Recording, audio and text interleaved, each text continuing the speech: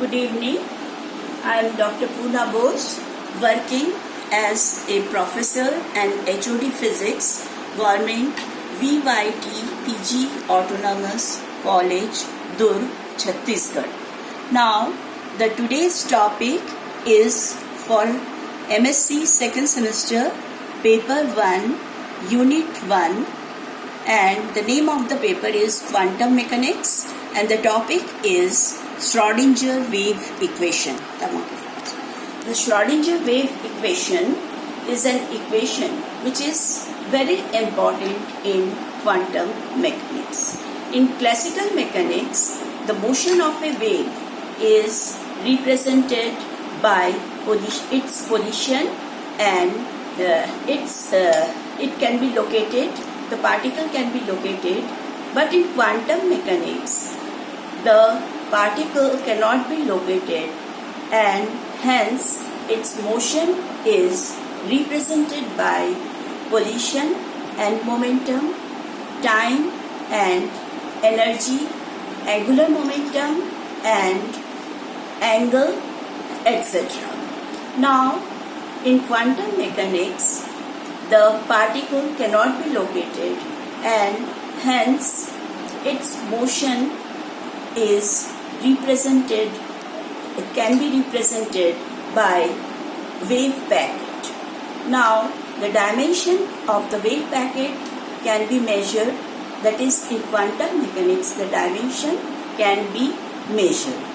And in classical mechanics, the particle is represented by a single particle, hence its dimension cannot be measured. Now, the wave, progressive wave, represents in a classical mechanics motion. In classical mechanics, the macroscopic particles can be represented by the motion of the progressive wave, and the equation of motion in quantum mechanics is given by Schrödinger wave equation. Now, we will derive the two equations of Schrödinger wave equation, and the two equations are the time-dependent Schrödinger wave equation and time-independent Schrödinger wave equation. Now, let us discuss the topic. The equation expresses the wave function psi of matter waves in different physical conditions, and we are going to derive the wave equation. The general wave equation in the x direction is given by del 2 psi upon del x square equal to 1 upon v square del 2 y by del t square. This is for the macroscopic particles, and this represents the progressive wave equation in one dimension, where y is the disturbance and v is the velocity of the wave, and is given by y equal to a e raised to the power of iota omega t minus x upon v. A is the amplitude of the wave. Now, if we assume that the wave function associated with the matter wave of mass m, then the wave equation associated with the particle is del 2 psi upon del x square equal to 1 upon v square del 2 psi upon del t square. Now, the equation has the solution as psi, which is a function of x and t, and this is equal to a e raised to the power of iota omega t minus x upon v. The solution of this equation, it can be equated as a equal to e raised to the power of minus 2 pi I multiplied by v into t minus x upon lambda, where lambda equal to h upon px, and this is equal to 2 pi multiplied by h upon px. This is by de Broglie's hypothesis. Now E equal to h nu, that is energy, total energy of the particle is given by h multiplied by nu, and this is equal to 2 pi multiplied by h cross nu. Now therefore psi x equal to a e raised to the power of iota multiplied by et upon h cross minus px upon h cross multiplied by x. This is equal to a e raised to the power of iota et minus px upon h cross. This is equal to a e raised to the power of pxx upon h cross multiplied by e raised to the power of iota et upon h cross. Now a e raised to the power of iota pxx upon h cross can be written as psi function of x and 0, because we have substituted the value of t equal to 0. This multiplied by e raised to the power of minus iota et upon h cross. Let it be equation number 2, where psi x0 is the function at time t equal to 0. The function psi x is the wave function at time t and position x.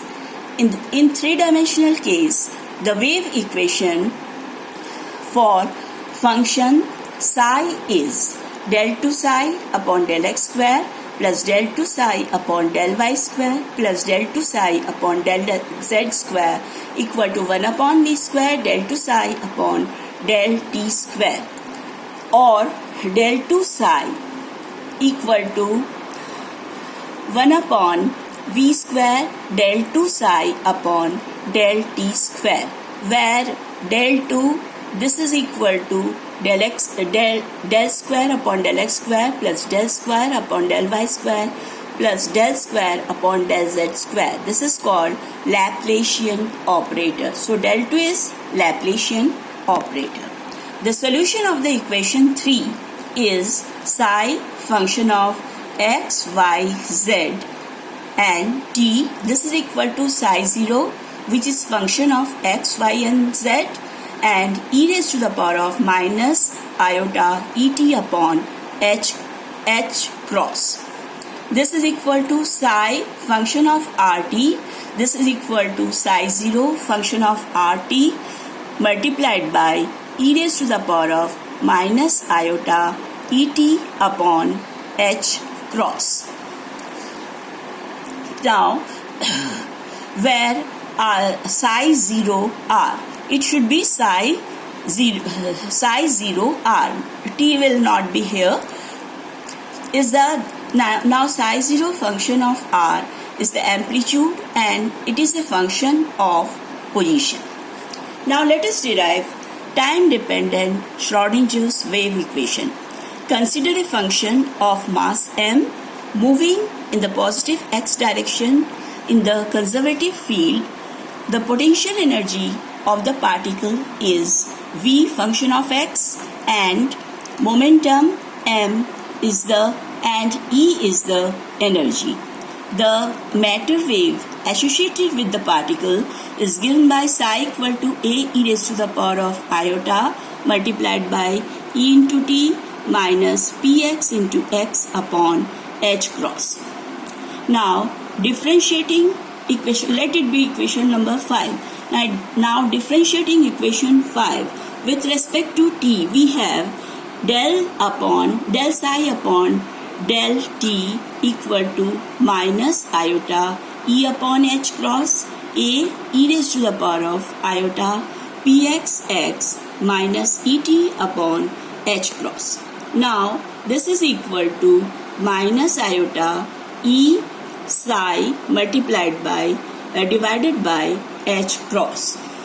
So this is the value of del psi upon del t, and it can be equated as minus iota e upon h cross multiplied by psi,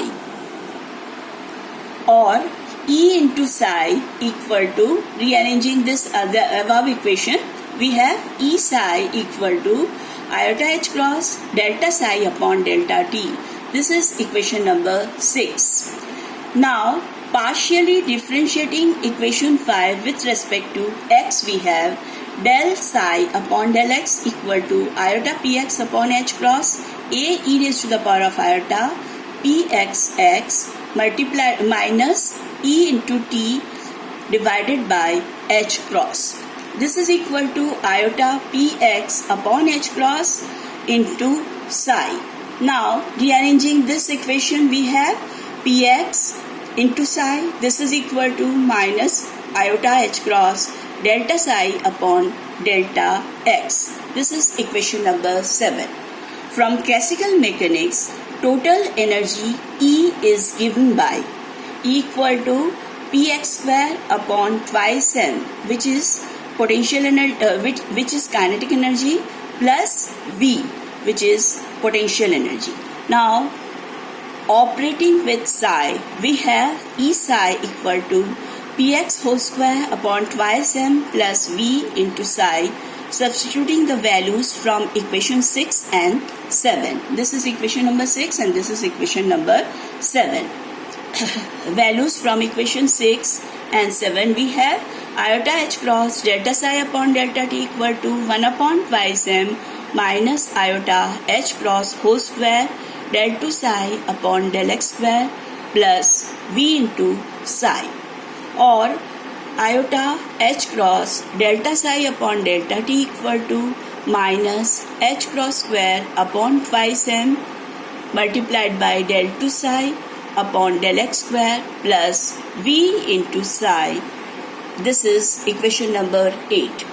This is Schrodinger's time-dependent wave equation where psi rt is the wave function which depends on time.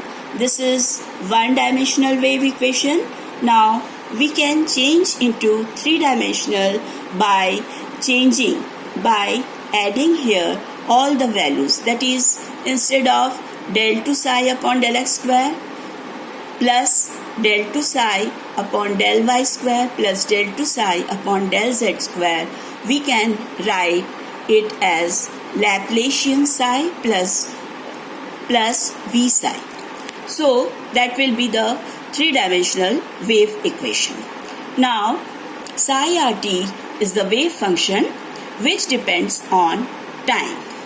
For free particle, the potential energy will be equal to 0. Now, in equation 8, we can substitute the value of v equal to 0. We can write this equation as iota h cross del psi by del t. This is equal to minus h cross square upon twice m del 2 psi upon del x square. This is the Schrodinger time-dependent wave equation for one-dimensional case. For three-dimensional, it will be iota h cross delta psi upon delta t minus h cross square upon twice m Laplacian psi. So, that will be the equation for free particle. Now, let us derive time-independent Schrodinger wave equation. In some cases, the potential does not depend upon time t. In that case, the wave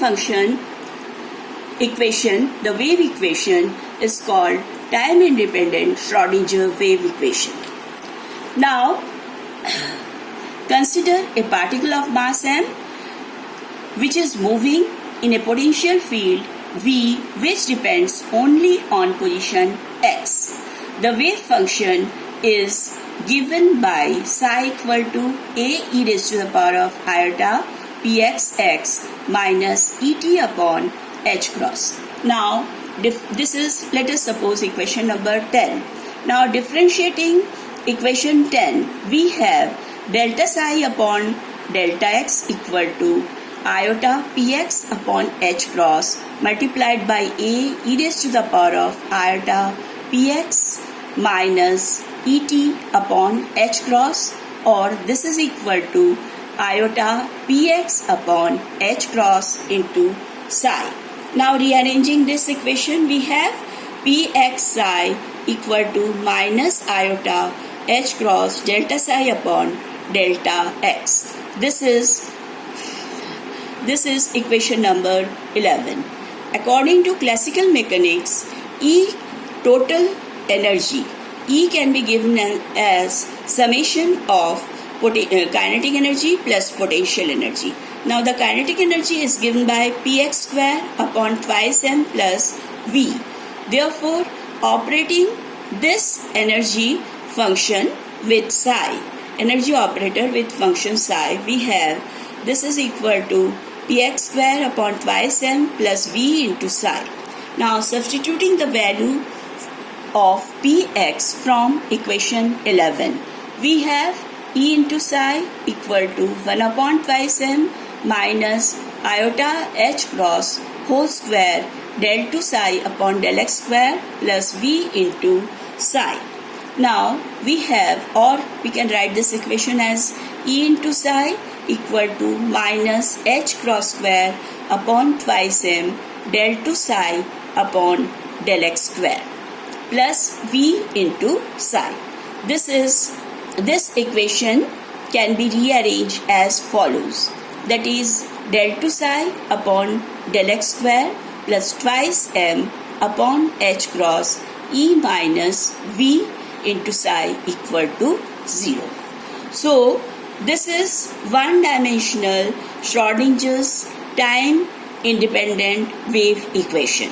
Now, in case of three-dimensional case, we can write it as, now we can replace this del 2 psi upon del x square by Laplacian operator, or in other words, we can write this equation like this: del 2 psi upon del x square plus del 2 psi upon del y square plus del 2 psi upon del z square plus twice m upon h cross square multiplied by E minus v into psi equal to 0. This is Schrodinger's time-independent wave equation. Now, the Schrodinger's wave equation is a very, very important equation in quantum mechanics, and most of the problems of quantum mechanics can be solved with the help of this equation. Thank you.